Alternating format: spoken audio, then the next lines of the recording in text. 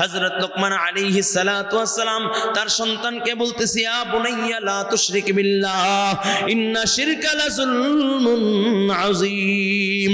আল্লাহ তাআলার কাছে এই নসিহতটা এত পছন্দ হয়েছে আল্লাহ তাআলা নসিহতটাকে কোরআনুল কারীমের আয়াত বানায়া পাঠায়া দিয়েছে। লোকমান তার সন্তানকে বলে, ও সন্তান শোনো, আল্লাহ তাআলার সাথে কাউকে শিরক করবা না। নিশ্চয়ই শিরক সবচেয়ে মারাত্মক বড় গুনাহ। ও লালমনিরহাটের মুসলমান, আমিও তোমাদেরকে বলি, আল্লাহ তাআলার সাথে শিরক করা সবচেয়ে বড় মারাত্মক বড় গুনাহ। ভাই কেমন গুনাহ একটু ভালো করে বুঝো। পয়গম্বর আরবি সাল্লাল্লাহু আলাইহি ওয়াসাল্লাম সাহাবায়ে কেরামদেরকে বয়ান করতেছিলেন। আল্লাহর নবী বলেন, ও সাহাবায়ে কেরাম, দাখালান নারে রাজুলুন ফিজ যুবাব দাখালাল জান্নাতে রাজুলুন ফিজ যুবাব। সাহাবায়ে কেরাম বলে, ইয়া রাসূলুল্লাহ, ইয়া হাবিবাল্লাহ, বুঝলাম না, একটা মাসির কারণে আল্লাহর জান্নাতে চলিয়া গেল, আবার একটা মাসির কারণে আল্লাহর জান্নাতে চলিয়া গেল, কারণ কি কেমনে বুঝলাম না। সাহাবায়ে কেরাম বলেন, কাইফা ইয়া রাসূলুল্লাহ, ও আল্লাহর নবী, এক মাসির কারণে আল্লাহর জান্নাতে চলিয়া গেল, আবার মাসির কারণে আল্লাহর জাহান্নামে চলিয়া গেল, কারণ কি বুঝলাম না। নবী আমার বলে, সাহাবায়ে কেরাম, ওই যে বনি ইসরাইলের ভিতরে এক জালেম বাদশা রাস্তার মাঝখানে মূর্তি বানায় রাখছে, ওই রাস্তা দিয়ে যে যাবে মূর্তির নামে খরচ করতে হবে, দান করতে হবে। একদিন ওই রাস্তা দিয়ে এক মুসলমান চলে যায়, ডাক দিয়া বলে, মুসলমান, মূর্তির নামে খরচ করে যাও, দান করে যাও। মুসলমান ডাক দিয়া বলে, রে জল্লাদ, মুসলমান মূর্তির নামে দান করতে পারে না, খরচ করতে পারে না। জল্লাদ ডাক দিয়া কয়, রে মুসলমান, মূর্তির নামে দান না করলে দেহ থেকে গর্দান আলাদা করে দিব। কয়, গর্দান দেওয়া যায় কিন্তু মূর্তির নামে দান করা যায় না। বারবার বাকবিতণ্ড হচ্ছে, কথোপকথন হচ্ছে। এমন সময় জল্লাদ ডাক দিয়ে বলে, ভাই, আমি তোমাকে একটা পদ্ধতি বাতলায়া দেই। তোমার টাকা পয়সা দেওয়ার দরকার নাই, উট বকরি দেওয়ার দরকার নাই, তুমি এই মূর্তির নামে একটা মাসি মেয়েরা নিরাপদে চলে যাও, এই মূর্তি মারার কারণে কোনো ক্ষতি হবে না। আল্লাহর বান্দা মুসলমান চিন্তা করলেন, সাধারণ একটা মাসি মেয়েরা নিরাপদে চলে যায়। নবী আমার ডাক দিয়া কয়, নিরাপদে যায় না, দাখালান নারে রাজুলুন ফিজ যুবাব, কয় মূর্তি মাইরা নিরাপদে যায় না, সোজা আল্লাহর জাহান্নামে চইলা গেছে। নাউজুবিল্লাহ। ছোট্ট একটা ওয়াকিয়া বলেই আমি আমার আলোচনা শুরু করব। যুবক ভাইরা আমার, আমরা যারা এখানে এসেছি প্রচণ্ড ঠান্ডার ভিতরে, প্রচণ্ড শীতের ভিতরে শরীরটা বরফ হয়ে যাচ্ছে, ঠান্ডায় কাঁপতেছি, কেউ বা দাঁড়াইতে পারি না।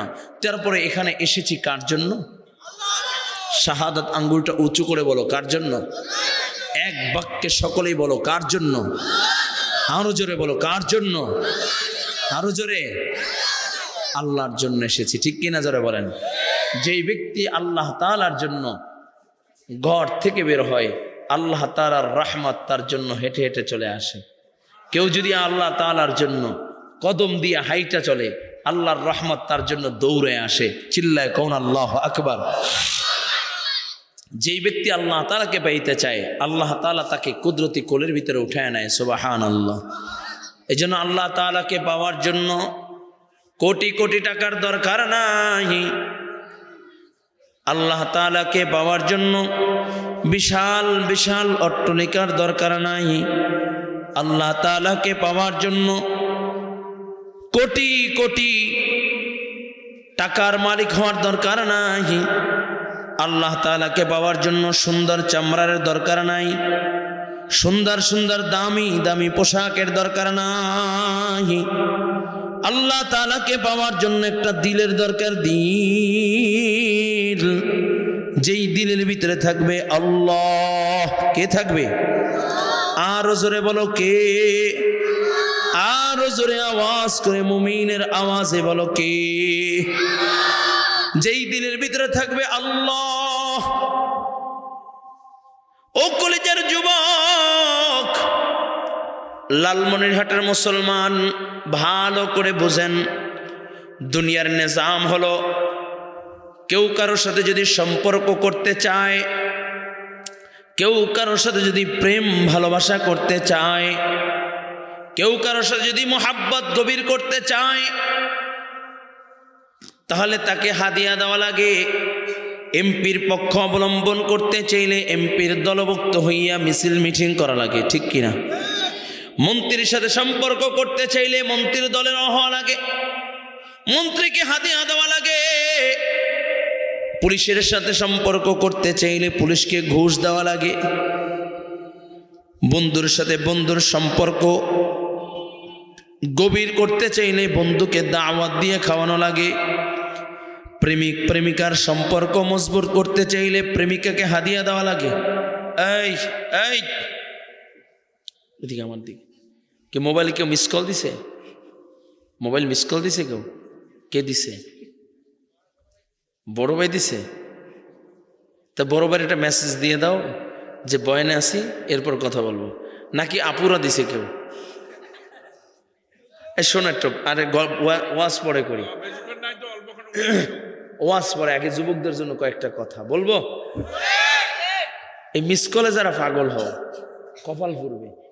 এই মিস কলের একটা ঘটনা বলবো সভাপতি সাহেব, মিস কলের ঘটনা শোনাই।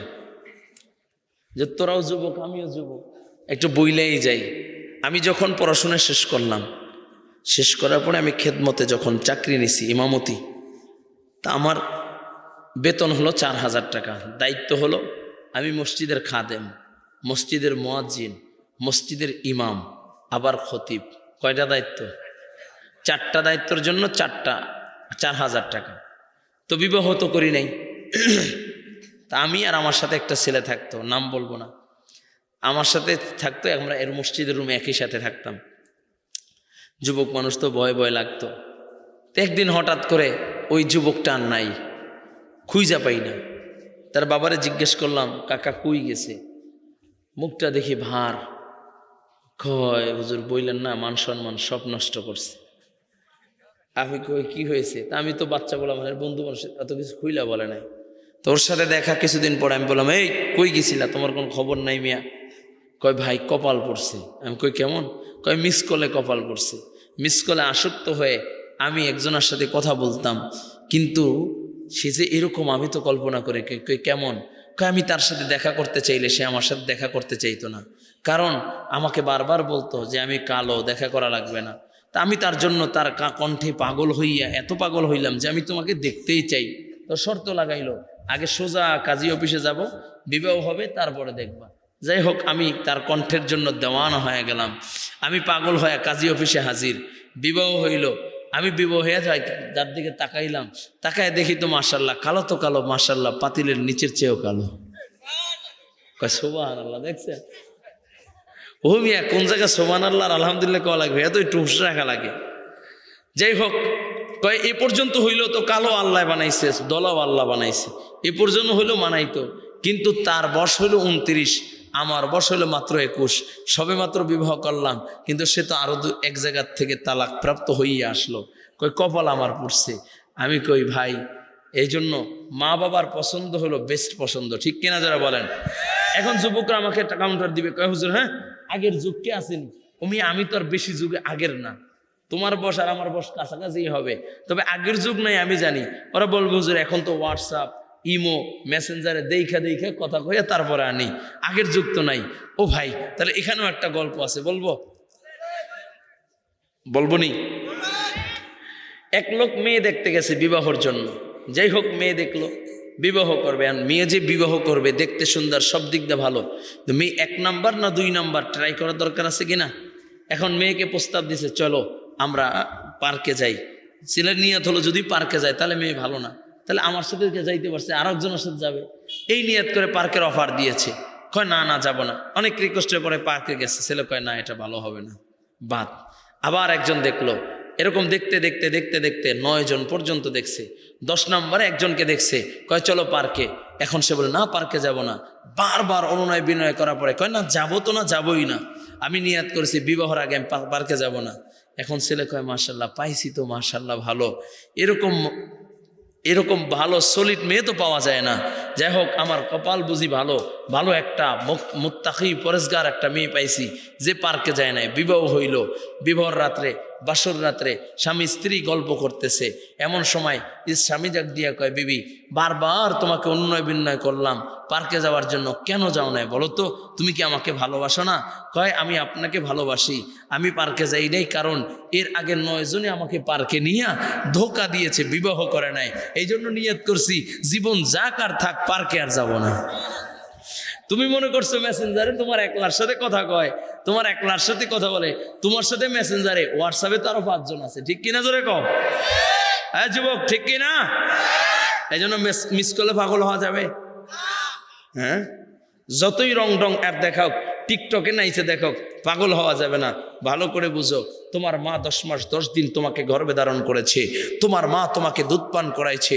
যেই মা তুই গর্ভে আসার পরে কোনটা খেলে ভালো থাকবি, কিভাবে ঘুমাইলে তুই ভালো থাকবি, কিভাবে গোসল করলে তোর ঠান্ডা লাগবে না, যেই মা চিন্তা করে নিজের আরাম বাদ দিয়েছে, শখের জিনিস বাদ দিয়েছে, নিজের ঘুম ত্যাগ করেছে, ওই মা তোর জন্য কপাল পোড়া মাইয়া আনবে, কেমনে বুঝলা তুমি? কথা কয় না, কথা কয় না? যেই বাবা নিজের জীবন যৌবন তোমার জন্য কোরবান করলো, সে তো তোমার খারাপ চাইতে পারে না, ঠিক কিনা জোরে বলেন? এই জন্য যুবকরা পছন্দের তো বিয়া, কার মেয়ে বিবাহ করলে কার পছন্দ করব? মনে থাকবে, যদিও মনে করতে পারেন আনিজি আনিজি, কিন্তু আল্লাহ তাআলা এমন একটা গভীর সম্পর্ক আর প্রেমের মহাব্বত দিয়ে দিবে যা টাকা দিয়ে পাওয়া যায় না। কি তুমি কি আর নাম্বার ডিলিট করে দিচ্ছ নাকি? বিয়ে করছো? ও মা ফোন দিছে, থাক এখন মোবাইলটা সাইলেন্ট করো, তোমার মা জানে। হ্যাঁ, মোবাইল সাইলেন্ট। যুবকরা ইনশাআল্লাহ রাগ করছেন? আমি তো তোমাদের প্রিয় মানুষ, কথা না বললে কে বলবে? এটা হাতটা জাগাও তো, আল্লাহু আকবার, জোরে, আরো জোরে, নারে তাকবীর, নারে তাকবীর। আল্লাহ কবুল করেন না, আমিন। থাকবেন তো ইনশাআল্লাহ? তাহলে কি কথা বললাম? মিস করলে পাগল হওয়া যাবে না। মা বাবার পছন্দে বিবাহ করবে। এখন যুবকরা কই, হুজুর ভালো মেয়ে কেমনে পাবো? আচ্ছা, ভালো মেয়ে পাইতে চাও, বিবাহের জন্য ভালো মেয়ে পাইতে চাও, তাহলে আল্লাহর কোরআন থেকে ইনশাআল্লাহ আজকে তোমাদেরকে ভালো মেয়ের সন্ধান দিয়ে যাব। একটা আমল করবা, 40 দিন আমল করবা, বিয়ার আগে আল্লাহ তাআলা ভালো মেয়ে তোমার কপালে পৌঁছায়া দিবে। চিল্লায় কও আল্লাহু আকবার। এই আমল নিতে চাই কে কে? আল্লাহু আকবার। ওমা, আমার মুরব্বী বাবারাও দিয়ে হাত পাউড়াইতেছে, দেখছো কাম? কয় হুজুর একলার তো 4টা জায়েজ আছে না, ঠিক আছে আল্লাহ কবুল করুক। হেরা উঠেছে আমার ছেলের জন্য, আমি ভালো পেয়েছি। কি যুবকরা ইনশাআল্লাহ ঈদ আমল নিতে চাও? তাহলে শেষ পর্যন্ত থাকা লাগবে। মোনাজাতের আগে আমল দিয়ে দিব, ইনশাআল্লাহ ভালো বউ পাবা। আর যার বউ ভালো, ঘরটা আলোকিত জান্নাতি বাগান। যার বউ খারাপ, তার মতো অশান্তি আর কেউ নেই, ঠিক কিনা যারা বলেন? নবী কয়, হুয়া নারুকা হুয়া জান্নাতুকা। তোমার স্ত্রী ভালো, তোমার ঘর আলোকিত জান্নাত। তোমার স্ত্রী খারাপ, তোমার ঘরটা জাহান্নামের টুকরা, ঠিক কিনা যারা বলেন? আল্লাহ আমাদেরকে সহজ করে বলুন আমিন। আরো জোরে বলুন আমিন। ও কলিজার যুবক, যেই কথা বলতেছিলাম, প্রেমিক প্রেমিকাকে হাদিয়া দেওয়া লাগে, ভালোবাসা টিকায় রাখতে হলে হাদিয়া দেওয়া লাগে। বন্ধু বন্ধুর সাথে সম্পর্ক করতে চাইলে হাদিয়া দেওয়া লাগে। এমপির সাথে সম্পর্ক রাখতে চাইলে এমপিকে হাদিয়া দেওয়া লাগে। এই বিশাল জাহানের মালিক আল্লাহ, আল্লাহ তাআলার সাথে যদি কেউ সম্পর্ক করতে চায়, মালিকের সাথে যদি কেউ প্রেম ভালোবাসা করতে চায়, আল্লাহ তাআলার সাথে যদি কেউ সম্পর্ক করতে চায়, তাহলে কি হাদিয়া দেওয়া লাগে? প্রশ্ন হয় কিনা? প্রশ্ন হয় কিনা? কি হাদিয়া দেওয়া লাগে? ও কলিজার যুবক, কেউ যদি আল্লাহ তাআলার সাথে সম্পর্ক করতে চায়, কোটি কোটি টাকার দরকার নাই, বড় বড় অট্টালিকার দরকার নাই, সুন্দর চামড়ার দরকার নাই, মিলিয়ন মিলিয়ন ডলারের দরকার নাই, একটা দিনের দরকার।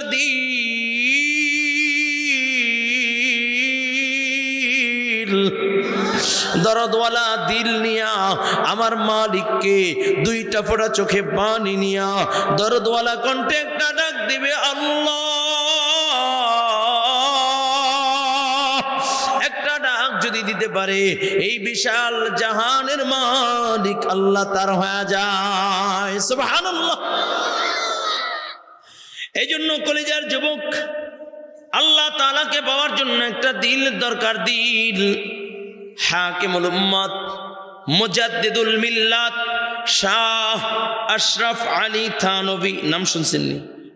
আশরাফ আলী থানভী নাম শুনছেন? যুবকরা কে কে শুনছো? হাত জাগাও তো। এই নামটা কে কে শুনছেন? হাকিমুল উম্মত মুজাদ্দিদুল মিল্লাত শাহ আশরাফ আলী থানভী, কে কে শুনছেন? সবাই হাত জাগান না, কে কে শুনছেন? আমার মুরব্বীরা যারা শুনছেন হাত জাগান। মাশাআল্লাহ, আল্লাহ কবুল করেন। যারা শুনেন নাই শুনে নেন। আমরা তো অনেকে নায়ক নায়িকাদের গান শুনি, তাদের বংশ পরিচয় সহকারে জানি, কিন্তু বুজুর্গদের বংশ পরিচয় জানতে চাই না, তাদের নাম জানি না। অনেকে আছি জলিল কদর সাহাবীদের নাম পর্যন্ত আমরা জানি না, ঠিক কিনা যারা বলেন? আমি একদিন আশ্চর্য হয়ে গেলাম। একদিন এক রিক্সাওয়ালার সাথে কথা বলতেছি। আমি যেখানে যাই সবার সাথে একটা সম্পর্ক তৈরি হয়। এই যে তোমাদের সাথে অনেকক্ষণ তোমাদেরকে বকলাম, তারপরে যাই দেখো যুবকরা আলাদা একটা ভালোবাসা তৈরি হয়ে গেছে, ঠিক কিনা যারা বলেন? আমি যদি যুবকরে বলি, যুবক তুই আমার এখন নাস্তা খাওয়াবে, ও বিনা দলে পকেটের টাকা না থাকলে হাওলাত করে খাওয়াবে। কি বলেন, খাওয়াবে না ইনশাআল্লাহ? আল্লাহ কবুল করেন না, আমিন। কারণ ভালোবাসা তৈরি হয়, এটা আল্লাহ প্রদত্ত ভালোবাসা। কারণ এই ভালোবাসাটা হলো আল্লাহর জন্য, ঠিক কিনা? আমাদের এই ভালোবাসা কার জন্য? জোরে বলো, আরো জোরে। আল্লাহর জন্য। যুবক ভাইরা আমার, তো রিক্সাওয়ালার সাথে কথা বলতেছি। একটা পর্যায়ে কথা বলতে বলতে আমি বললাম, ভাই কালিমার একটু কও না। কয় এমনভাবে কালিমা পড়ছে, খুব আশ্চর্য, ব্যথিত হয়ে গেলাম। মুসলমানের সন্তান কালিমাটা পর্যন্ত জানে না, মুসলমানের সন্তান আল্লাহ নামটাও উচ্চারণ করতে পারে না। খুব কষ্ট লাগছে। আমরা অনেকেই মুসলমান দাবি করি, কিন্তু আমার রবের পরিচয় আমরা জানি না, ঠিক কিনা যারা বলে? কথা কয় না? রব আল্লাহ, এই আল্লাহ শব্দটাও ভালোভাবে উচ্চারণ করতে পারি না, ঠিক কিনা? এই জন্য আজকে কিছু কিছু নাম বলবো, এই নামগুলোকে নোট করে নিবা। এই নামগুলোর যাদের এই নাম, এরা খুব দামি মানুষ, জান্নাতি কাফেলার সর্দার। বলুন সুবহানাল্লাহ। তো হাকিমুল উম্মত মুজাদ্দিদুল মিল্লাত শাহ আশরাফ আলী থানভী রহমতুল্লাহি আলাই, অনেক বড় বুজুর্গ। তার জমানায় এক হিন্দু মূর্তি পূজারক, এক হিন্দুর ভিতরে ইচ্ছা হইল, আমি আমার সৃষ্টিকর্তাকে দেখব, যিনি আমার সৃষ্টিকর্তা, যিনি আমার রব, যিনি আমার মালিক। আমি সেই আমার সৃষ্টিকর্তাকে দেখতে চাই। যুবক ভাইয়েরা আমার, এই হিন্দু এই ইচ্ছা নিয়ে ঘর থেকে বের হইলেন, যায় মন্দিরের সামনে যায় বলে, ঠাকুর আমি আমার সৃষ্টিকর্তাকে দেখতে চাই, আমি আমার রবকে দেখতে চাই। ভাই নানাচাড়া কেন করো? সাউন্ড এক লেভেলে। হ্যাঁ, আমি আমার সৃষ্টিকর্তা, আমি আমার রবকে দেখতে চাই। ঠাকুরের কাছে যখন গেছে, ঠাকুর মন্দিরের দরজাটা কইলা, বলে এই যে মূর্তিটা দেখা যায়, এটাই হলো তোমার রব, তোমার সৃষ্টিকর্তা। বলেন নাউজুবিল্লাহ। হিন্দু ডাক দিয়া বলে, ঠাকুর মূর্তি দেখায় রব বললে চলবে না, অরিজিনালি যিনি আমার রব, যিনি আমার মালিক, আমি আমার সেই রবকে দেখতে চাই, সৃষ্টিকর্তাকে দেখতে চাই। এই মূর্তি দেখায় রব বললে চলবে না। এই মূর্তি আমি আমার নিজ হাতে বানাইলাম, বৃষ্টির পানিতে ভিজে না যায় এই জন্য ডাইকা রাখছিলাম। একা একা দাঁড়াইতে পারে না, এই জন্য পিছনে খোঁটা দিয়া দাঁড়া করাইছিলাম। এই মূর্তি আমি আমার হাতে নিজ হাতে বানাইলাম। এই মূর্তির সৃষ্টিকর্তা হইলাম আমি, আমার সৃষ্টিকর্তা মূর্তি হতে পারে না। অরিজিনালি যিনি আমার রব, যিনি আমার মালিক, আমি আমার ওই মহান সৃষ্টিকর্তাকে দেখতে চাই। ঠাকুর ডাক দিয়ে কয়, সৃষ্টিকর্তাকে দেখতে চাও? তাহলে দিল্লি যাইতে হবে বড় ঠাকুরের কাছে, বড় ঠাকুর তোমাকে সৃষ্টিকর্তা দেখাইতে পারবে। আমি তাই রাজি আছি। দিল্লিতে যায় বড় ঠাকুরের সামনে দাঁড়ায় গেলেন। ডাক দিয়া কয়, ঠাকুর আমাকে সৃষ্টিকর্তা দেখান, আমার রবকে দেখান, যিনি আমাকে সৃষ্টি করেছেন, আমি সেই আমার মালিককে দেখতে চাই। মন্দিরের দরজা খুলে একটা স্বর্ণের মূর্তি বাইর করে কয়, এটা তোমার রব। ডাক দিয়া বলে, ঠাকুর ছোট ঠাকুরের কাছে গিয়েছিলাম, মাটির মূর্তি দেখা, বলছে আমার রব। আপনার কাছে আসলাম, আপনি স্বর্ণের মূর্তি দেখা বললেন রব। এই মূর্তি দেখা রব বললে চলবে না, যিনি আমার অরিজিনালি রব তাকে দেখাইতে হবে, যিনি আমাকে অস্তিত্বহীন থেকে অস্তিত্ব দান করেছেন। ও কলিজার যুবক, এইখানে আমরা যারা এসেছি একটা সময় আমাদের কোনো অস্তিত্ব ছিল না, ঠিক কিনা জোরে বলেন? আজ থেকে 100 বছর আগে আমাদের কোনো অস্তিত্ব ছিল না, আমাদের কোনো বংশ পরিচয় ছিল না, আমাদের কোনো নাম ছিল না, ঠিক কিনা জোরে বলেন? আবার 100 বছর পর হয়তোবা আমাদের নাম নেওয়ার মতো জমিনে কেউ থাকবে না, ঠিক কিনা জোরে বলেন? ও কলিজার যুবক, আল্লাহ পাক রব্বুল আলামিন এক ফোঁটা নাপাক পানি দিয়ে আল্লাহ তাআলা তোমাকে আমাকে সৃষ্টি করেছেন। হিন্দু ডাক দিয়া কয়, ঠাকুর এই মূর্তি দেখায় রব বললে চলবে না, যিনি আমার অরিজিনালি রব, যিনি আমার মালিক তাকে দেখাইতে হবে, যিনি আমাকে অস্তিত্বহীন থেকে অস্তিত্ব দান করেছেন। এক ফোঁটা নাপাক পানি দিয়ে আমাকে যে সৃষ্টি করেছেন, আমি সেই স্রষ্টাকে দেখতে চাই। বলে তাই দেখবা? বলে হ্যাঁ। কয় রাতের আধারে অন্ধকারে দেখা লাগবে, দিনের আলোতে দেখতে পারবা না। কয় আমি রাতের আধারে অন্ধকারে দেখার জন্য প্রস্তুত। রাতের বেলা গহীন জঙ্গলে অন্ধকারে নিয়ে যায়, দূর বহু দূর ইশারা কইরা বলে এই যে বাতিটা দেখা যায়, একবার ডানে যায় একবার বামে যায়, এটাই হলো তোমার রব, তোমার সৃষ্টিকর্তা। হিন্দু বলে ও ঠাকুর বুঝলাম, এইটা আমার রব, এইটা আমার সৃষ্টিকর্তা। দূর থেকে দেখা আমি তৃপ্তি পাই না, মজা পাই না, কাছে যায় দেখতে চাই। আল্লাহর বান্দা কাছে যখন আগায় যায় দেখে ছোট্ট একটা ড্রেনের মতো করা, নালার মতো করা, ড্রেনের ভিতরে কচ্ছপ ছেড়ে দিয়েছে, কচ্ছপটার উপরে বাতি ফিট করে দিয়েছে। কচ্ছপটা ডানে যায়, বাতিটাও ডানে যায়, আবার কচ্ছপটা বামে যায়, বাতিটাও বামে যায়। বলে বুঝেছি, মানুষ রচিত ধর্মের ভিতরে প্রভু পাওয়া যায় না, সৃষ্টিকর্তাকে পাওয়া যায় না। আমি চললাম, আমি আমার রবের তালাশে চললাম। আল্লাহর বান্দা যখন বের হয়ে যায়, ও কলেজার যুবক ভালো করে শোনো, আল্লাহর নবী সাল্লাল্লাহু আলাইহি ওয়াসাল্লাম বলেন, মান আহাব্বা لقاء الله أحب الله لقاءه قال النبي صلى الله عليه وسلم من أحب لقاء الله أحب الله لقاءه রাসূল বলেন, যেই ব্যক্তি আল্লাহকে মোহাব্বত করে আল্লাহ তাকে ভালোবাসে। সুবহানাল্লাহ, আর জোরে কোন সুবহানাল্লাহ। যার ভিতরে আল্লাহর মোহাব্বত নাই, আল্লাহ পাওয়ার আশা নাই, আল্লাহ তাকে ভালোবাসেন না। যার ভিতরে আল্লাহর মোহাব্বত আছে, যে আল্লাহ পাইতে চায়, সে যদি বেঈমানও হয়, আল্লাহ তাআলা কালিমার মালা গলায় পরাইয়া আল্লাহ তাআলা কুদরতি কোলের ভিতরে উঠাইয়া নেয়। বলুন সুবহানাল্লাহ। ও কলেজের যুবক ভালো করে বুঝো, আল্লাহর বান্দা চলতেছে, রবের তালাশে চলতেছে, পথের ভিতরে একজন মুসলমানের সাথে দেখা, ডাক দিয়া বলে ভাই তুমি কোন ধর্মের লোক? মুসলমান ডাক দিয়া বলে ভাই আমি হইলাম ইসলাম ধর্মের লোক, আমি হইলাম মুসলমান। হিন্দু ডাক দিয়া বলে ভাই তোমার রবকে? মুসলমান আল্লাহর বান্দা ডাক দিয়া বলে ভাই আমার রব হইল আল্লাহ। আমাদের রবকে? সবাই বলেন আমাদের রবকে। আরো জোরে বলেন আমাদের রবকে। একটা আওয়াজ করে বলেন আল্লাহু আকবার। আরো জোরে আওয়াজ করে বলেন আল্লাহু আকবার। মুসলমান ডাক দিয়া বলে ভাই আমার রব আল্লাহ। কয় ভাই রে তোমার রবের পরিচয় কি? তোমার রবের পরিচয় দাও। মুসলমান ডাক দিয়া বলে আমার রবের পরিচয় হইল লা ইলাহা ইল্লাল্লাহ, আমার রব হইল আল্লাহ। হিন্দু ডাক দিয়া বলে ভাই তোমার রবকে কি দেখা যায়? মুসলমান ডাক দিয়া বলে ভাই আমার রব দেখা যায় কি যায় না আমি বলতে পারি না, কারণ আমার ভিতরে কোরআন হাদিসের জ্ঞান নাই, আমার ভিতরে কোরআন হাদিসের ইলম নাই। তবে হ্যাঁ, এখান থেকে দূর, বহু দূর পায়ে হাঁটিয়া যদি তুমি যেতে পারো, ওখানে একটা লোক আছে হাকিমুল উম্মত, মুজাদ্দিদুল মিল্লাত, শাহ আশরাফ আলী থানভী। তুমি যদি তার কাছে যেতে পারো, সে বলতে পারবে রব দেখা যায় কি যায় না?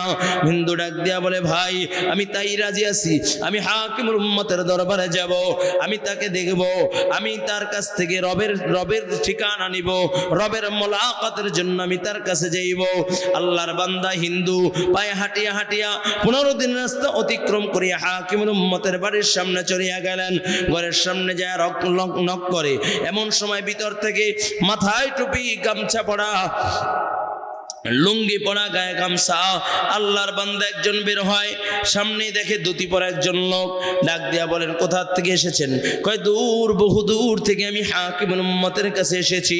হাকিমুল উম্মতকে ডাক দাও, আমি কিছু জরুরি প্রশ্ন করব। জিরি কেটে দাঁড়ানো, ডাক দিয়া বলে ভাই আপনার চেহারার ভিতরে ক্লান্তির ছাপ দেখা যায়, আপনাকে বোঝায় আপনি খানা খান নাই, আপনি ঘুমান নাই, আপনার চেহারার ভিতরে ক্লান্তির ছাপ ফুটে উঠেছে। আসেন মেহমাননাজি করি, এরপরে আমি আপনার সাথে কথা বলো, আপনার হাকিমুল উম্মতের সাথে কথা বলা দিব। আল্লাহর বান্দাকে ঘরে নিয়ে গেছেন। হিন্দু মনে করছে এটা হাকিমুল উম্মতের কোনো খাদেম হবে। মেহমাননাজি করাইলেন, আল্লাহর বান্দাকে বিছনায় শোয়ায় দিলেন।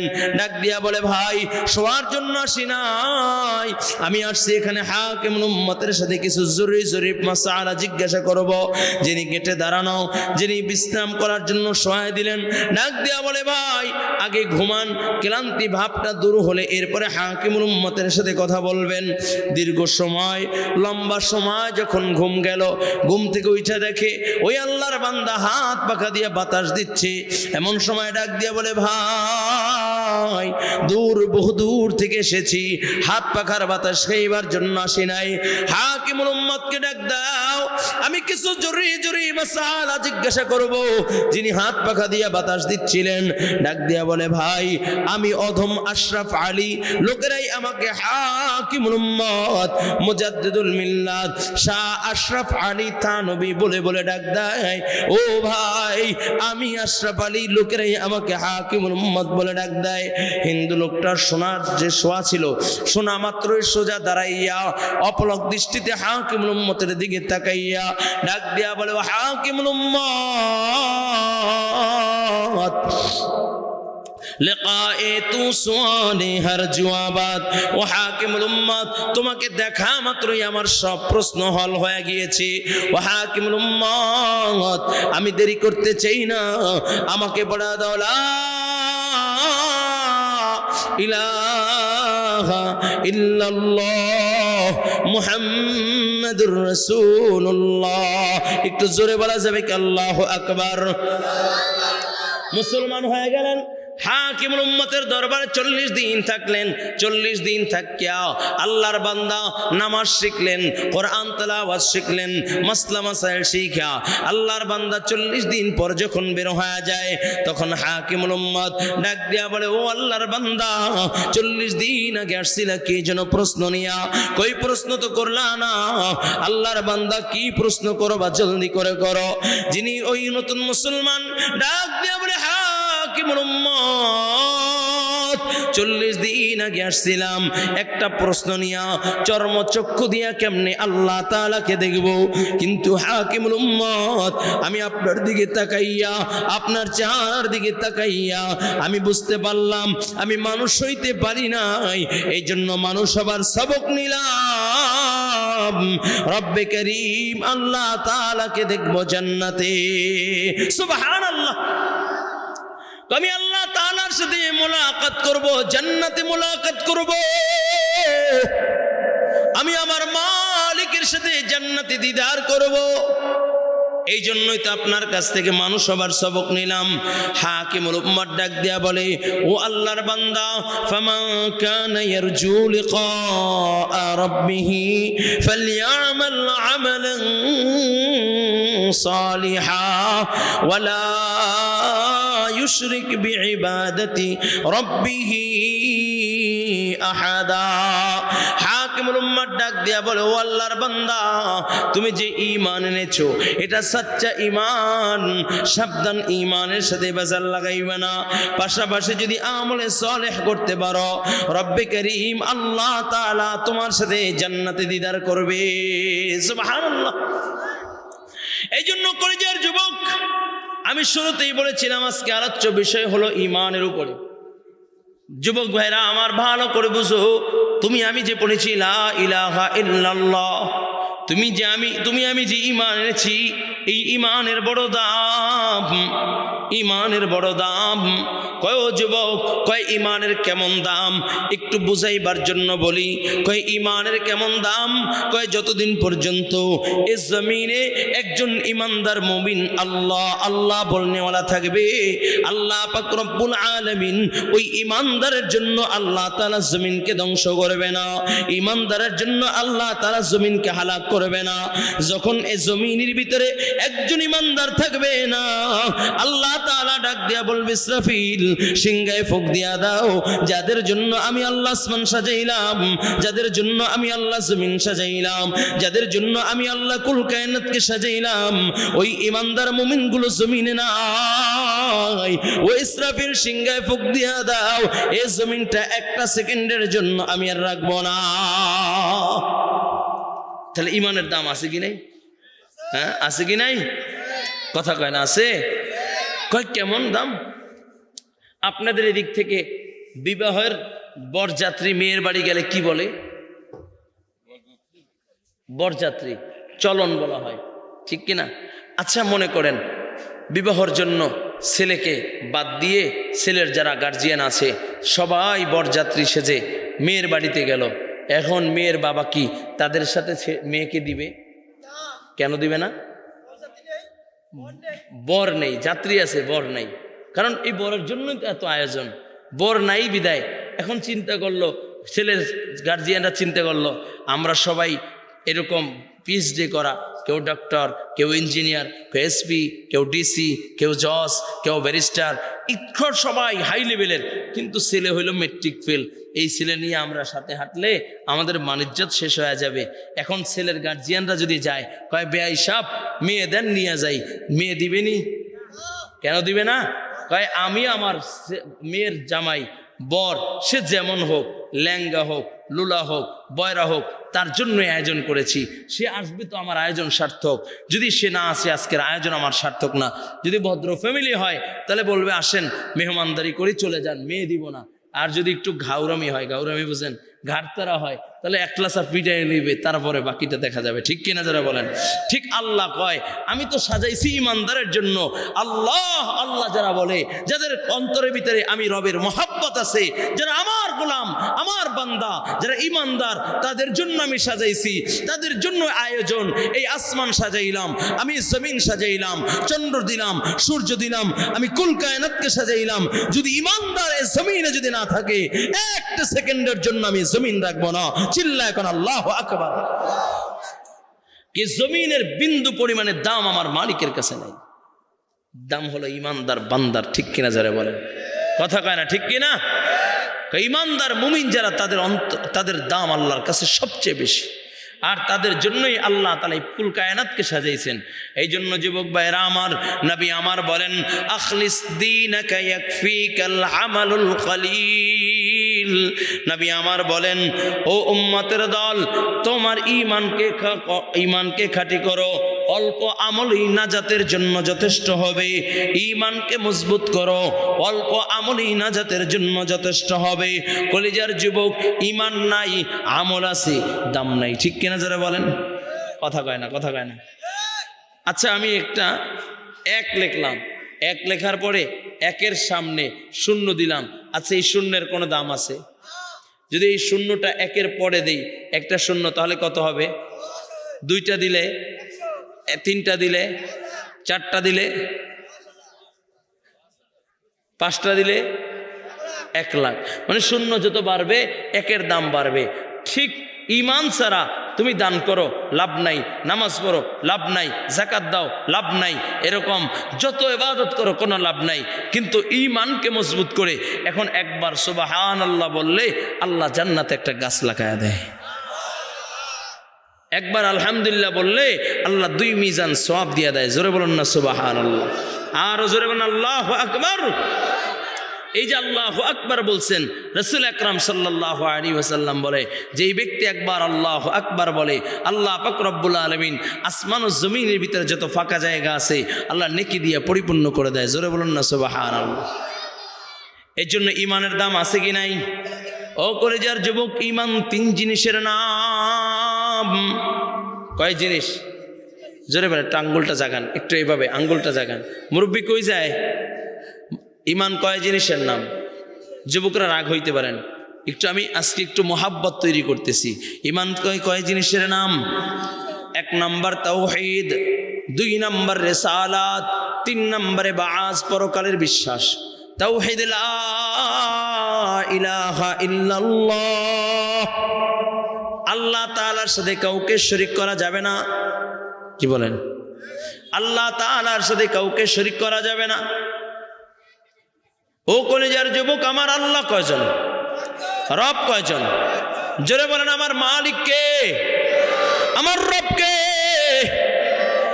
রব একজন। এই কথা যদি খ্রিস্টানকে বলি, আয় রব কয়জন? বলবে একজন। নাসারাকে বলি যদি রব কয়জন? বলবে একজন। হিন্দুর বাচ্চাকে যদি বলি রব কয়জন? বলবে একজন। তারপর তারা চিরস্থায়ী জাহান্নামী কেন?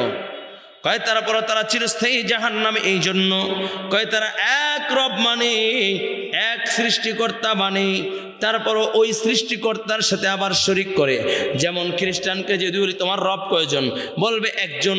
এরপর আবার বলে মারিয়াম আলাইহিস সালাতু ওয়াস সালাম আল্লাহর বিবি, ঈসা আলাইহিস সালাতু ওয়াস সালাম আল্লাহর সন্তান। বলেন নাউজুবিল্লাহ। নাসারা বলেন উযাইর ইবনুল্লাহ, উযাইর আলাইহিস সালাতু ওয়াস সালাম আল্লাহর সন্তান। এই যে আমার রবের সাথে শরীক করেছে, এই জন্য তারা চিরস্থায়ী জাহান্নামী। জাহান্নামী। আল্লাহ তাআলা এক, তবে এক। আর ওয়াহিদ মানে এক, আহাদ মানে এক। 2 একের ভিতরে ব্যবধান। ওয়াহিদ মানে এক, যেমন ওয়াহিদ মানে এক, আহাদ মানে এক। যেমন আনা ইমরান হুসাইন, বলে আমি ইমরান। গোটা দুনিয়াতে একজন। আমার মতো আল্লাহ কাউকে বানায় নাই, আমার মতো আল্লাহ কাউকে বানায় নাই। গোটা দুনিয়াতে আল্লাহ তাআলা আমাকে একজন বানাইছেন। আমার মতো কারো চোখ দেয় নাই, আমার মতো ভাষা কাউকে দেয় নাই, আমার মতো জবান দেয় নাই। এমনকি আমার হাতের ফিঙ্গারের সাথে কারো ফিঙ্গার মিলে না। ঠিক কিনা যারা বলেন? আমার চিন্তার সাথে কারো চিন্তা মেলে না। আল্লাহ তাআলা গোটা পৃথিবীতে আমাকে একজন বানাইছেন। কিন্তু হ্যাঁ, আমার জুজ আছে, আমার মা আছে, বাবা আছে। আমি আমার মা বাবার মাধ্যমে দুনিয়া আসলাম, আর আমার এবং আমার স্ত্রীর মাধ্যমে আমার সন্তানরা দুনিয়া আসলো। তার মানে গোটা পৃথিবীর ভিতরে আমি একজন, আমার মতো আর কেউ নাই। কিন্তু আহাদ এমন এক, কয় যার কোনো জুজ নাই। আল্লাহ তাআলা বলেন, হাবিব আপনি বলে দেন, কুল হুয়াল্লাহু আহাদ আল্লাহুস সামাদ লাম ইয়ালিদ ওয়া লাম ইউলাদ ওয়া লাম ইয়াকুল লাহু কুফুয়ান আহাদ। চিৎকার মেরে বলা যাবে কি আল্লাহু আকবার? কয় আমার আল্লাহ এক। কেমন এক? কয় যে একের কোনো জুজ নাই। আল্লাহ কয়, বন্ধু আপনি বলে দেন আমি আল্লাহ এক, আমি কার থেকে হই নাই, কেউ আমার থেকে হয় নাই, আমি কারো মুখাপেক্ষী না, সব হলো আমার মুখাপেক্ষী। ও যুবক ভালো করে বোঝেন, আহাদুন লাইসা কামিসলিক সামাদুন লাইসা কাফাজলিক লিমানিল মুলকু তুগুইতু সাজাওয়ার খোদাই।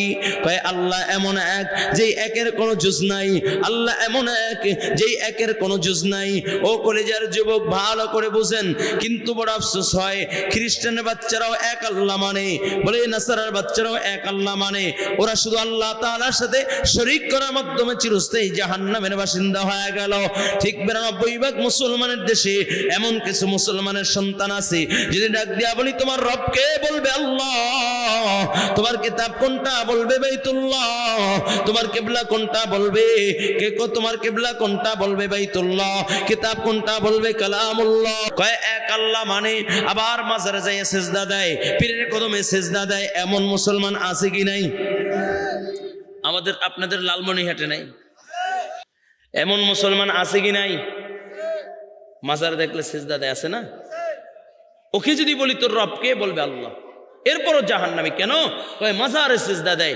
ভালো করে বুঝবা মুসলমান, তোমার আমার 3.5 হাত বডির ভিতরে এই যে কপাল নামক জায়গাটা সবচেয়ে দামি। ঠিক কিনা?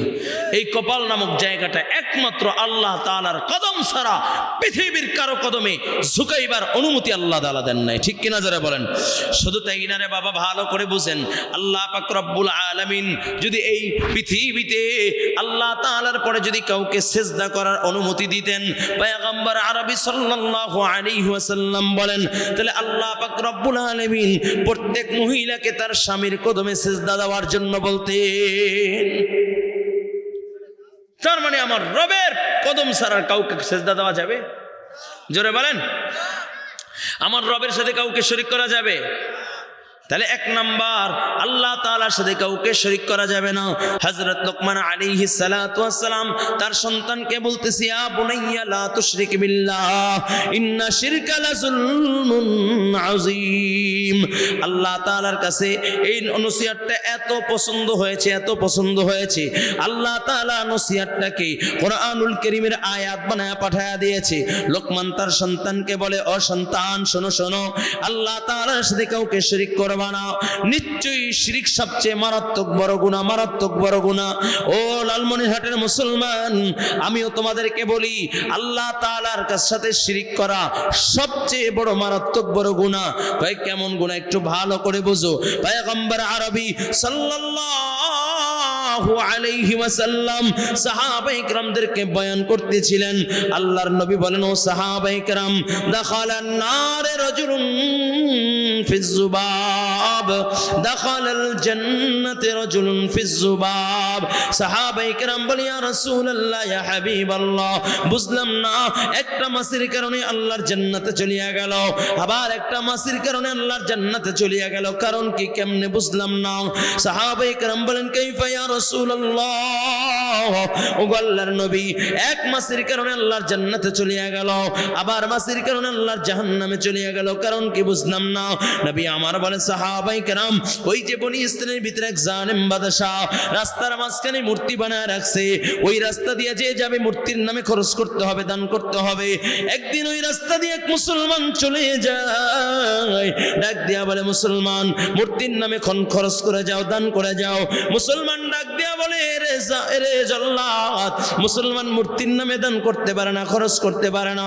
জল্লাদ ডাক দিয়া কয়, রে মুসলমান, মূর্তির নামে দান না করলে দেহ থেকে গর্দান আলাদা করে দিব।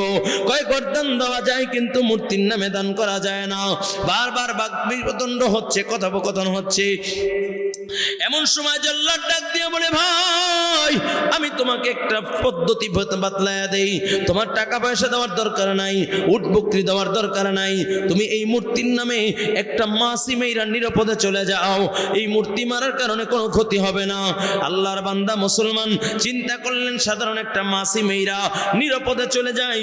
নবী আমার ডাক দিয়া কয়, নিরাপদে যায় না, দাখালান নারে রাজুলুন ফিজ যুবাব, কয় মূর্তি মাইরা নিরাপদে যায় না, সোজা আল্লাহর জাহান্নামে চইলা গেছে। নাউজুবিল্লাহ। কয় মূর্তি মাইরা নিরাপদে যায় না, জাহান্নামে চলে গেছে। মূর্তির নামে খরচ করে মাছি, একটা সামান্য মাছি মারছে, মনে করছে কিছুই হবে না। রাসূল কয়, না, দাখালান নারে রাজুলুন ফিজ যুবাব, কয় মূর্তির নামে মাছি মাইরা দান করছে, এই জন্য আল্লাহ তাকে জাহান্নামে পাঠায় দিয়েছে। কিছুদিন পর ওই রাস্তা দিয়ে আর একজন মুসলমান হেঁটে যায়, ডাক দেয়া বলে, ভাই, মূর্তির নামে দান করে যাও। মুসলমান ডাক দেয়া বলে, ও জল্লাদ, মুসলমান মূর্তির নামে দান করতে পারে না। একবার দুইবার বারবার বলার পরে মুসলমান কয়, না না, দান করব না। জল্লাদ ডাক দিয়া কয়, তোমার আগে এই রাস্তা দিয়ে একজন মুসলমান গিয়েছে, সে মূর্তির নামে একটা মাছি মাইরা নিরাপদে চলে গিয়েছে, তুমি একটা মাছি মেরে নিরাপদে চলে যাও, তোমাকে কেউ বাধা দেবে না। মুসলমান চিন্তা করে, হায়, একটা মাছি মারলেও সেটা তো আমার রবের সাথে শরীক করা হবে, না না না, সামান্যতম শরীক আমি আমার রবের সাথে করব না, আমি আমার রবের সাথে কাউকে শরীক করব না। জাল্লাদকে ডাক দিয়া বলে, জাল্লাদ, সম্পদ মাসি মেয়েরাও আমি মূর্তির নামে খরচ করতে পারবো না, আমি আমার রবের নামে রবের সাথে কাউকে শরীক করতে পারবো না। জল্লাদ দেহ থেকে গর্দানটাকে আলাদা করে দেয়, তরবারি বাহির করে এত জোরে আঘাত করে 2 টুকরা হয়ে যায়, রক্তের বন্যা বয়ে যায়। নবী আমার ডাক দিয়ে কয় না না, এটা রক্তের বন্যা নয়, রক্তের জাহাজে চইরা দাখালাল জান্নাতে রাজুলুন ফিজ যুবাব, কয় রক্তের জাহাজে চইরা সোজা আল্লাহর জান্নাতে চইলা গেছে গা। সুবহানাল্লাহ, রক্তের জাহাজে চইরা আল্লাহর জান্নাতে চলে গেছে। এই জন্য কলিজার যুবক, 1 নাম্বার, আজকের 1 নাম্বার সবক হলো আল্লাহ তাআলার সাথে কাউকে শরীক করব না। পারবো তো ইনশাআল্লাহ? পারবো তো ইনশাআল্লাহ? আল্লাহ তাআলার সাথে কাউকে শরীক করব না, প্রয়োজনে জীবন দিব, তারপর আল্লাহ তাআলার সাথে কাউকে শরীক করব না, প্রয়োজনে আমি আমার জীবন কোরবান করে দিব, তারপর আমার রবের সাথে কাউকে শরীক করব না। পারবো তো ইনশাআল্লাহ? 2 নাম্বার, রিসালাত, আমার নবীকে তার শান অনুযায়ী ভালোবাসতে হবে। শান, আমার নবীর একটা শান আছে, শান, আমার নবীর একটা শান আছে। আজকে আমরা নেতার শান বুঝি, নেত্রীর শান বুঝি, দলের শান বুঝি, কিন্তু রাসূলুল্লাহর শান বুঝি না। ঠিক কিনা জোরে বলেন?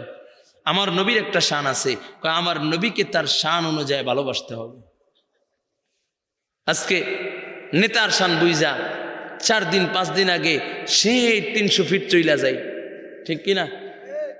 খাওয়া নাই, জায়গা নাই, গোসলের জায়গা নাই, খাওয়ার জায়গা নাই, ওখানে চইলা যায়, কিন্তু রাসূলুল্লাহর শানে মসজিদে যাইতে পারি না। ঠিক কিনা যারা বলেন? রাসূলুল্লাহর শানে একবার দুরূদ পড়তে পারি না। ঠিক কিনা? কথা কয় না, কথা কয় না। আপনারা কি রাগ করছেন? আচ্ছা, দোয়া করে দিই, দোয়া করে দিই। খারাপ লাগতেছে? চলবে? যুবকরা ঘুমায় গেছে গা।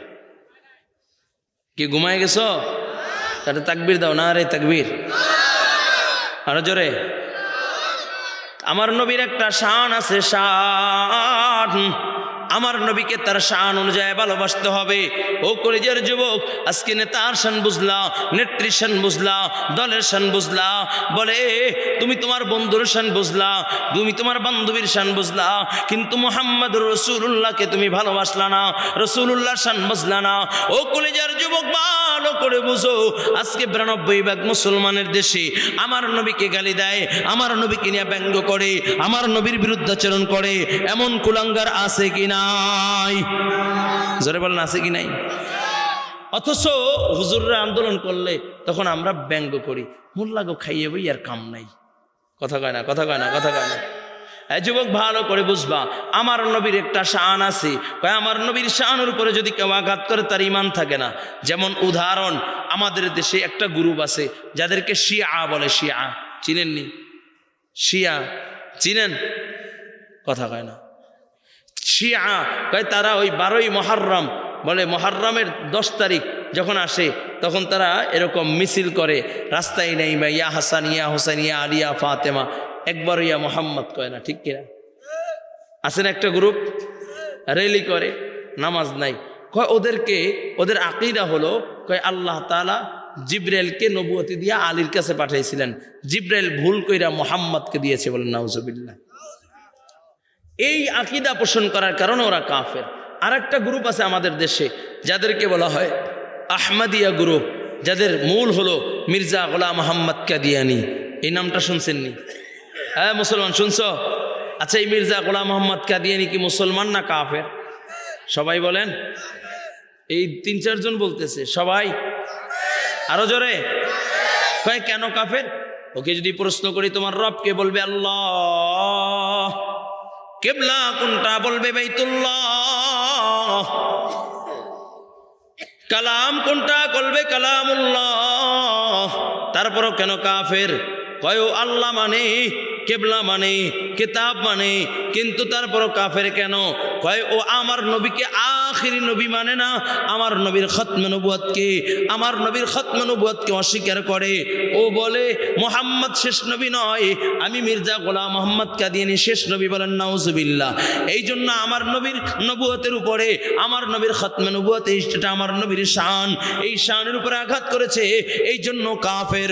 ওকে যারা কাফের মানবে না তারাও কাফের, ওরে যারা কাফের মনে করবে না তারাও তারাও কাফের, ঠিক কিনা জোরে বলেন। ও কলিজার যুবক ভালো করে বুঝো, আমার নবীর একটা শান আছে, শান কয় আমার নবীকে তার শান অনুযায়ী ভালোবাসতে হবে।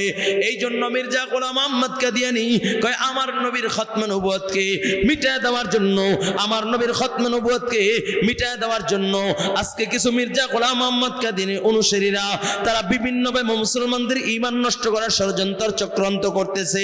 আমি স্পষ্ট ভাষায় বলতে চাই, এমন মির্জা গোলাম আহমদ কাদিয়ানীকে কাফের ঘোষণার জন্য ওলামায়ে কেরাম তোমাদেরকে ডাক দিয়েছিল। 15 নভেম্বর সারা বাংলাদেশ থেকে মানুষ গিয়েছিল। আবার যদি ডাক এসে যায় এই মির্জা গোলাম আহমদ কাদিয়ানী অনুসারীদেরকে কাফের ঘোষণা করার জন্য যদি রক্ত দেওয়ার প্রয়োজন হয়, জীবন দেওয়ার প্রয়োজন হয়, মাথার পাগড়িকে কোমরে বেঁধে রাজপথে নামার জন্য কে কে তৈরি আছে? আল্লাহু আকবার। তৈরি আছেন ইনশাআল্লাহ? তাহলে জোরে কাফের, কাফের, কাদিয়ানীরা কাফের, জোরে কাফের, কাফের, কাদিয়ানীরা কাফের। কারণ আমার নবীর খতমে নবুয়তের উপর আঘাত করেছে, এটা আমার নবীর শান। তাহলে এখন আমার নবীকে কেমন ভালোবাসবা? রাসূল আকরাম সাল্লাল্লাহু আলাইহি ওয়াসাল্লাম বলেন, লা ইউমিনু আহাদুকুম হাত্তা আকুনা আহাব্বা ইলাইহি মিন ওয়ালিদিহি ওয়া ওয়ালাদিহি ওয়ান নাসি আজমাইন। নবী আমার বলেন, ততক্ষণ পর্যন্ত সফল মুমিন হইতে পারবা না যতক্ষণ না পর্যন্ত তোমার মা, তোমার বাবা, তোমার স্ত্রী, তোমার সন্তান, তোমার ব্যবসা বাণিজ্য, হাত্তা কি তোমার জীবনের চেয়ে বেশি মুহাম্মদুর রাসূলুল্লাহকে ভালো না বাসতে পারবা, ততক্ষণ পর্যন্ত সফল মুমিন হইতে পারবা না।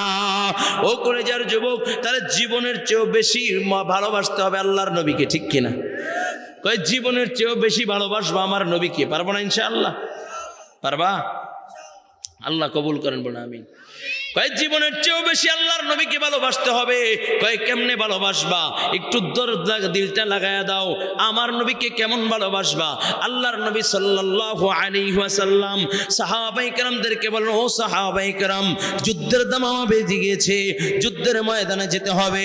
নবী আমার ডাক দিয়ে কই, বেলাল যুদ্ধের আযান দাও। বেলাল মসজিদে নববীর মিনারায় উঠা বলে, হাইয়া আলাল জিহাদ।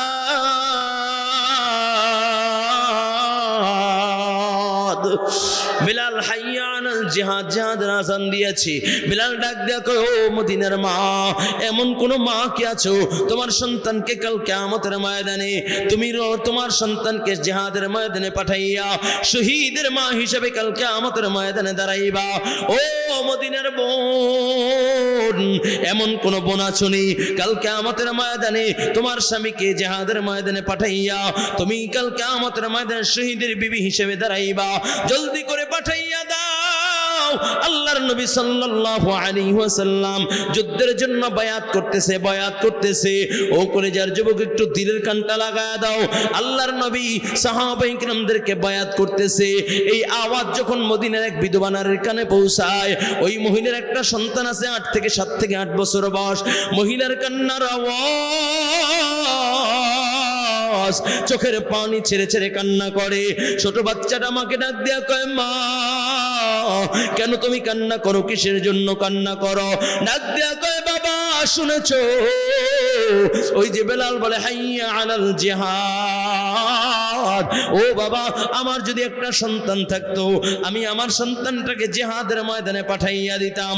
ছোট বাচ্চাটা ডাক দিয়া বলে, মা আমি কি তোমার সন্তান না? ডাক দিয়া কয়, বাবা কে বলেছে তুমি আমার সন্তান না? তুমি অবশ্যই আমার সন্তান। তাহলে তুমি বললা একটা সন্তান থাকলে জিহাদের ময়দানে পাঠাইয়া শহীদের মা হিসেবে দাঁড়াইতে পারতা। ও মা, আমিও তো তোমার সন্তান। এই বলিয়া সন্তান মায়ের চোখের পানি মুইসা ডাক দিয়া বলে, মা ওয়াদা করলাম তোমাকে শহীদের মা হিসেবে রব্বে কারীমের সামনে দাঁড়া করাইব। মহিলা আল্লাহর নবীর সাহাবিয়া ছোট বাচ্চাটাকে কোলে নিয়া সন্তানের কথায় আল্লাহর নবীর দরবারে হাজির। যায় দেখে সাহাবায়ে কেরামের বিশাল লাইন, সাহাবায়ে কেরাম দলে দলে বায়াত হইতেছে। মহিলাটাও আল্লাহর নবীর সাহাবীদের লাইনে দাঁড়ায় গেলেন। সাহাবায়ে কেরাম ডাক দিয়া বলে, মহিলা ও মা আপনি কেন লাইনে দাঁড়াইলেন? কিসের জন্য লাইনে দাঁড়াইলেন? মহিলা ডাক দিয়া কই, নবীর সাহাবীরা তাকাইয়া দেখো, আমার কোলের ভিতরে তাকাইয়া দেখো, আমি একজন মর্দে মুজাহিদ, আমি একজন মুজাহিদকে নিয়ে লাইনে দাঁড়ায় গেছিলাম দিয়েছি, তাকে আমি আল্লাহর নবীর হাতে বায়াত করে জিহাদের ময়দানে পাঠায়া দিব। সাহাবায়ে কেরাম ডাক দিয়ে বলে, মা এত ছোট বাচ্চা জিহাদের ময়দানে এলাও হবে না, ও মা চলে যাও, এই বাচ্চাকে জিহাদের ময়দানে গ্রহণ করা হবে না। কথোপকথন হইতেছে, আল্লাহর নবী ডাক দিয়া কয়, ও সাহাবায়ে কেরাম কিসের আওয়াজ, কথা বলো কেন? এমন সময় বলি, ইয়া রাসূলুল্লাহ, ইয়া হাবিবাল্লাহ, এক মহিলা তার বাচ্চাকে জিহাদের ময়দানে পাঠাইতে চায়। আল্লাহর নবী ডাক দিয়েছেন, ছোট বাচ্চাটা কিনি আল্লাহর নবীর সামনে দাঁড়ায় গেলেন। নবী ডাক দিয়া কয়, মা কেন লাইনে দাঁড়াইলেন? ডাক দিয়া বলি, ইয়া রাসূলুল্লাহ, ইয়া হাবিবাল্লাহ, ওগো নবী,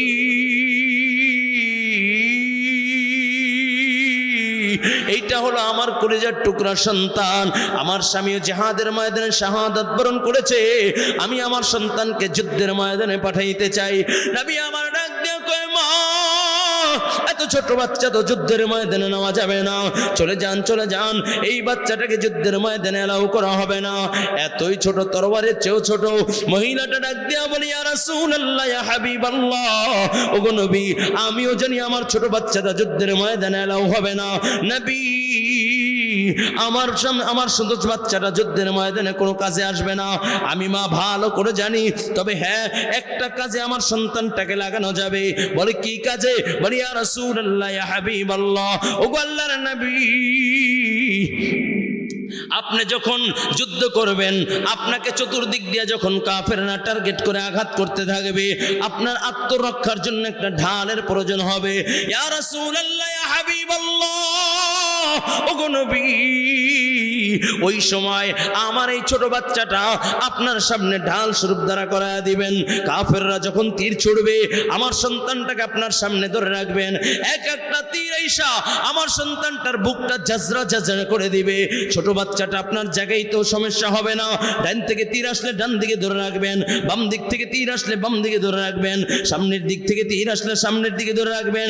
এক একটা তীর আইসা আমার বাচ্চাটার কলিজাটা ঝাঁঝরা ঝাঁঝরা করে দিবে গো নবী, ও গো নবী, আমার এই কলিজার টুকরা সন্তানটাকে আমি আপনার সামনে ঢাল স্বরূপ রেখে গেলাম। আল্লাহর নবীর চোখ দিয়া অশ্রু ঝরে, আর ডাক দিয়া বলে, মা এত প্রেম, এত প্রেম, ও মা যাও যাও, আমি দোয়া করে দিলাম, তোমার বাচ্চাটা বড় হইলে জিহাদের ময়দানে যাবে। এই ছোট বাচ্চাকে জিহাদের ময়দানে নেওয়া যাবে না, আবেগ দিয়ে বাস্তবতা চলে না। মহিলা ছোট বাচ্চাকে নিয়ে যখন বাড়ির দিকে রওনা করে, এমন সময় ছোট বাচ্চাটা ডাক দিয়া বলে, মা কই যাও, আমাকে নিয়ে কই যাও? ডাক দিয়া বলে, বাবা তুমি কি শোনো না, আল্লাহর নবী তোমাকে জিহাদের ময়দানে নেবে না, এত ছোট বাচ্চা জিহাদের ময়দানে এলাও হবে না। ছোট বাচ্চাটা ডাক দিয়া বলে, মা ওয়াদা করেছিলাম তোমাকে আমি রব্বে কারীমের সামনে শহীদের মা হিসেবে দাঁড়া করাইব, ও মা বিদায় দাও। এই বলিয়া মায়ের কোল থেকে লাফ দিয়া নাই মা একটা দৌড় আবার নবীর সামনে হাজির। ডাক দিয়া বলি, ইয়া রাসূলুল্লাহ, ইয়া হাবিবাল্লাহ, আমাকে তাড়াইয়া দিয়েন না, আমি যুদ্ধের ময়দানে যাইতে চাই, রব্বে কারীমের সামনে শহীদের মা শহীদ হইয়া দাঁড়াইতে চাই। আল্লাহর নবী ডাক দিয়া কয়, বাবা চলে যাও, তোমাকে যুদ্ধের ময়দানে নেওয়া যাবে না। বলি, ইয়া রাসূলুল্লাহ, ইয়া হাবিবাল্লাহ, আমাকে তাড়াইয়া দিয়েন না, আমিও যুদ্ধের ময়দানে কাজে আসবো।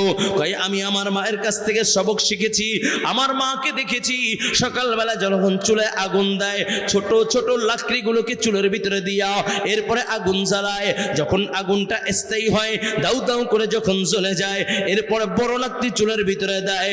ওগো আল্লাহর নবী, যখন যুদ্ধের দামামা বেজে যাবে, দাউ দাউ দাউ দাউ করে সাহাবায়ে কেরাম আজাদ বলে যুদ্ধের দামামা বেজে যাবে।